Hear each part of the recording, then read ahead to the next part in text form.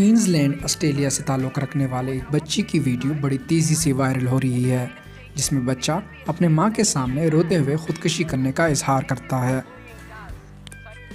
بچے کی ماں یوراکا اس کو بار بار سمجھانے کی کوشش کر رہی ہے کہ کیا بچے اس طرح اپنی زندگی کا خاتمہ کرتے ہیں، لیکن بچہ اتنا دل برداشتہ ہو چکا ہوتا ہے کہ وہ اپنی ماں کے سامنے اظہار کر رہا ہوتا ہے کہ میری آپ کو کوئی پرواہ نہیں، میں جینا نہیں چاہتا، میں چاہتا ہوں کہ آ کر مجھے کوئی مار لے۔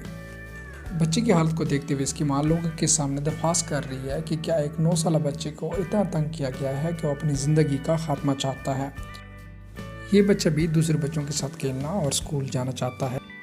ہر گزرتا دن اس کے لیے تکلیف دہ عمل ہے، کیونکہ بچے اس کو مختلف ناموں سے پکارتے ہیں اور طنز کرتے ہیں۔ قادن کی ماں یہ بتانا چاہتی ہے کہ ایک فیملی کے لیے کتنا یہ تکلیف دہ عمل ہوتا ہے جب اس کا بچہ خودکشی کا ارادہ رکھتا ہو، اور ہر گزرتا دن ان کے لیے تکلیف سے کم نہیں ہوتا۔ ہمیں اس پہ نظر رکھنی ہوتی ہے کہ وہ خودکشی نہ کر لیں۔